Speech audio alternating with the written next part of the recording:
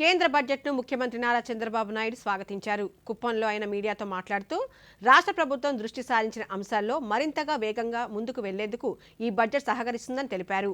రాష్ట్రం అమలు చేసిన ఈజ్ ఆఫ్ డూయింగ్ బిజినెస్ విధానానికి ఈ బడ్జెట్ మరింత సహకరిస్తుందని తెలిపారు. ఎంఎస్ఎంఈలను మరింత బలోపేతం చేసుకునే అవకాశం ఉందన్నారు.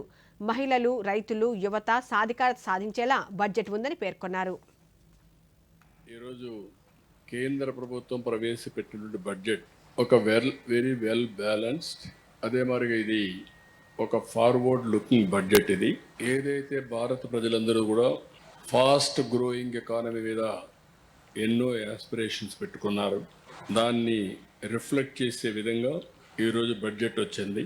ఇటీవల ఒక historic FTA with European union మనం చేసుకున్నాం.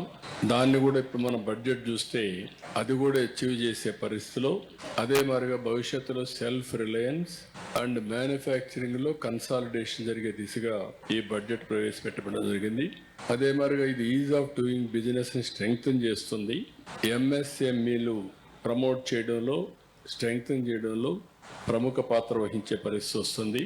ప్రత్యేకంగా మీరు ఒకసారి చూస్తే ఉమెన్, ఫార్మర్ అండ్ యూత్, ఈ ముగ్గురికి కూడా టాప్ ప్రియారిటీ ఇవ్వడం, అదే మరి వారి యొక్క ఎంపవర్మెంట్ కోసం దోహదం చేసి పెట్టారు. అల్టిమేట్గా ప్రధానమంత్రి గారు ఏదైతే చెప్తున్నారో, తొందరలోనే మనం థర్డ్ లార్జెస్ట్ ఎకానమీ అవుతాం. ఆ తర్వాత 2047 వికసిత్ భారత్, ఒక డెవలప్డ్ ఎకానమీగా తయారు చేయడానికి ఇది పూర్తిగా ఉపయోగపడుతుంది. ఈరోజు